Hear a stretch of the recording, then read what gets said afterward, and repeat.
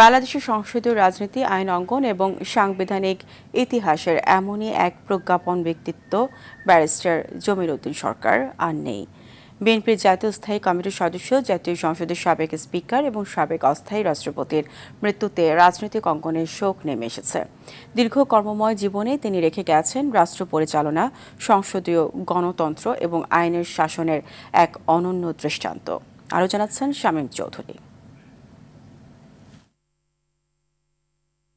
জীবনের দীর্ঘ পথ চলার শেষে নিভে গেল আরেকটি প্রজ্ঞার প্রদীপ, ব্যারিস্টার জমির উদ্দিন সরকার, যিনি ছিলেন একই সঙ্গে আইনজ্ঞ, সংসদীয় গণতন্ত্রের রক্ষক এবং অভিজ্ঞ রাজনীতিক।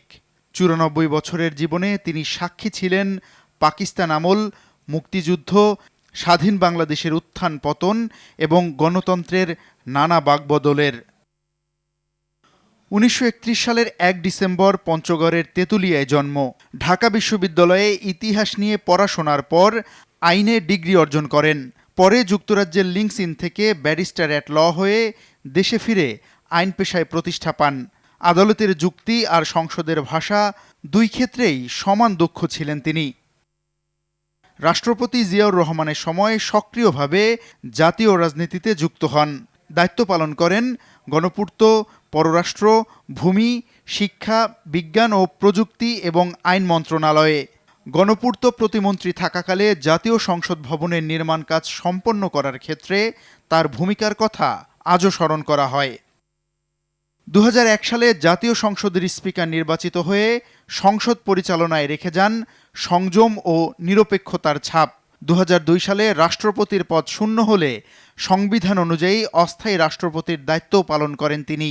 সংসদীয় রীতি, সংবিধানের মর্যাদা এবং গণতান্ত্রিক প্রতিষ্ঠানকে শক্তিশালী করার প্রশ্নে তিনি ছিলেন আপোষহীন।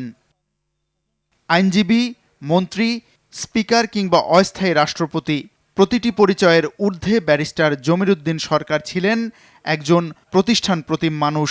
তার রাজনৈতিক দর্শন নিয়ে বিতর্ক থাকতে পারে, কিন্তু শালীনতা, সাংবিধানিক প্রজ্ঞা এবং সংসদীয় সংস্কৃতির প্রতি তার নিষ্ঠা দেশের রাজনৈতিক ইতিহাসে দীর্ঘদিন স্মরণীয় হয়ে থাকবে। শামীম চৌধুরী, RTV, ঢাকা।